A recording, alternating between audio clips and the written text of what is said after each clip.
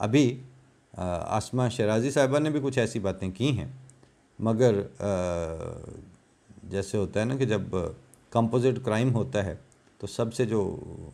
بڑی دفعہ ہے اسی کی سزا دے دی جاتی ہے. تو یہاں لکھنے والوں میں بھی جو لکھنے کا کمپوزٹ کرائم کر رہے ہیں، تو اس میں جس نے ذرا زیادہ بڑا جرم کیا وسعت اللہ خان، تو میں نے ان کا انتخاب کر لیا کہ ساروں کی اب اس میں تھپڑ مارنے کی اور چھرا گھونپنے کی اور باقی سزائیں نہ ملیں، بس ایک بڑی سزا مل جائے، وہ ان کو مل جائے جس نے زیادہ بڑی بات زیادہ وضاحت کے ساتھ کی ہے. گزارش صرف اتنی ہے کہ جن کو لمبا عرصہ غلط بیانی، غلط نیریٹیوز اور خلاف واقعہ ترقی اور ایسی جعلی خوابیں دکھائی گئی ہیں. کچھ خواب تو ہوتے ہیں جن کا حقیقت سے تعلق ہوتا ہے، اور ان کو دیکھنا اپنی ذات میں ایک بہت بڑی محنت اور ایک مجاہدے کا تقاضا کرتا ہے. لیکن ایک ہیں جو بس سبز باغ کے انداز میں، تو جن کو اس میں رکھا گیا ہے 40-50 سال تک، اب ان بیچاروں کی ایک بہت بڑا ہینڈی کیپ اور ان کی معذوری یہ ڈیولپ ہوئی ہے کہ اب ان کو اگر سیدھی سچی قول سدید سے ملتی جلتی بات کی جائے تو یا تو وہ ہمنکوں کی طرح آپ ہمارا منہ دیکھنے لگتے ہیں، یا ایسی بے یقینی ان کے آگے جوابی گفتگو سے جھلک رہی ہوتی ہے. تو پھر یہی سمجھ آتی ہے کہ اچھا شاید نہ بولا جائے تو زیادہ بہتر ہے. لیکن مسئلہ پھر وہی ہے کہ اب وسعت اللہ خان صاحب نے جو باتیں ہائی لائٹ کی ہیں، یہ کسی ایک لکھاری، کسی ایک دانشور، کسی ایک تجزیہ کار اور کسی ایک اسکالر یا ایکیڈیمیشن جو ہے، یہ اس کا کام نہیں، یہ اب سب کا کام ہے.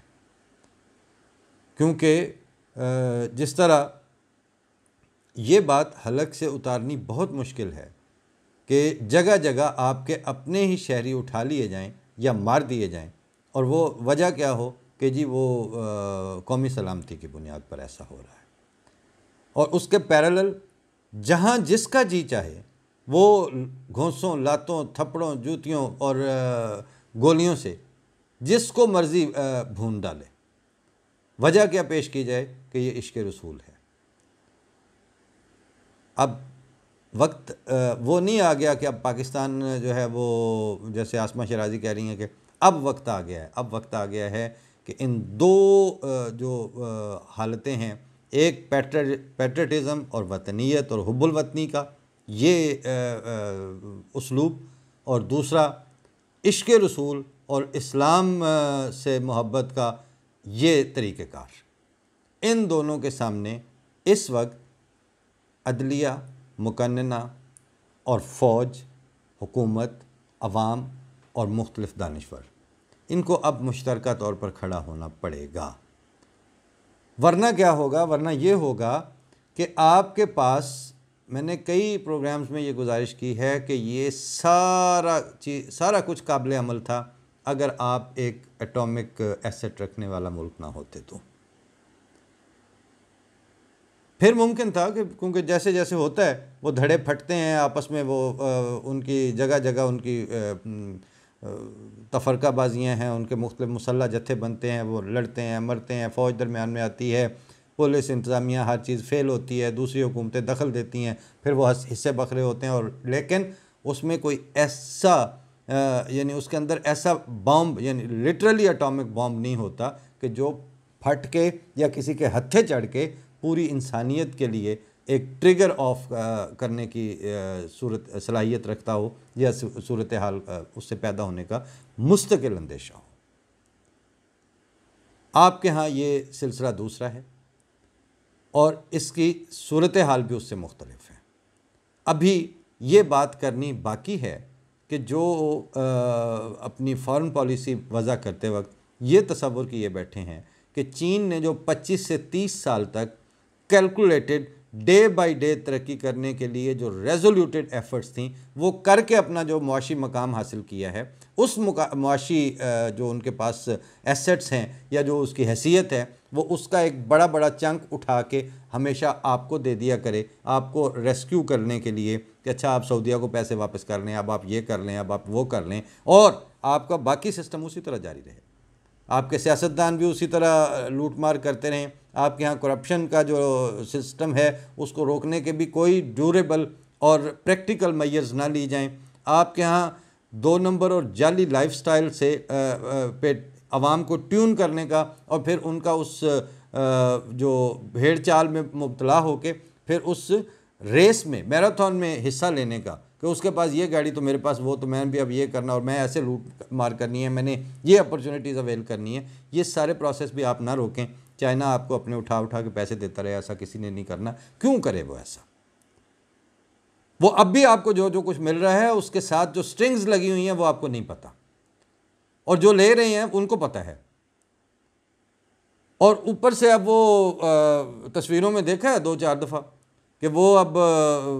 سعودی عربیہ کے کنگ کے اور ان کے ولی عہد کے سامنے آرمی چیف کو بٹھایا ہوا ہے، یا انہوں نے بلایا، یا یہ خود گئے ہیں، یا جو کچھ بھی ہوا ہے، لیکن یہ ملکوں کے وقار کے کوئی لگا کھانے والی چیزیں تو نہیں ہیں، یہ سب کچھ منافی ہے۔ اور بولنے والوں نے ادھر سے ہم بات کرتے ہیں، یہ وسعت اللہ خان کی بھی آپ نے باتیں سن لی ہیں، انہوں نے ٹیکنیکلی بتا دیا ہے کہ آپ کے ڈبل سٹینڈرڈ، آپ کو اس وقت سب سے بڑا جو کوڈ ہوا ہے ہمارے سوشیو پولیٹیکل سسٹم کو، وہ دوہرے معیار کا ہے، اپنوں کے لیے اور غیروں کے لیے اور۔ پاکستان میں واقعات ہوں تو ایک گز رکھا ہوا ہے، انڈیا میں وہی واقعہ ہو تو اس کے لیے دوسرا گز ہے۔ اس سے باہر نکلیں گے، آپ سچائی کی طرف واپس نہیں آئیں گے، آپ حقیقت پسندی کی طرف واپس نہیں آئیں گے، تو جہاں اب حالات لے کے جا رہے ہیں ہمیں وہاں سے واپسی ہوتی نظر نہیں آ رہی ہے۔ اللہ تعالیٰ توفیق دے، اور سوچوں میں اور آپ کی جو ترجیحات ہیں ان میں اپنے فضل سے خود تبدیلیاں لائے، کیونکہ جو جہاں تک یہ اب آپ کو لے کے جا چکے ہیں کوے اور چیلیں، اس سے آگے تو مردار پڑے ہوئے ہمیں نظر آ رہے ہیں، آپ کو بھی اس کی اب بدبو آنی شروع ہو گئی ہے۔ کوشش کریں کہ اب ان کی سربراہی سے پیچھا چھڑائیں اور خود واپس جائیں، کووں اور چیلوں نے تو مردار تک ہی جانا ہے، بس آپ ان کی پیروی کرتے کرتے خود مردار پہ مت جائیں، خود واپس جائیں۔ اور اب پاکستان کے حالات جو ہیں، آپ کی اگر قوت شامہ اور سونگھنے کی حصیں خراب نہ ہوں تو اب دور سے اس ہلاکت کے جو گڑھے ہیں ان کی بدبو آنی شروع ہو چکی ہے۔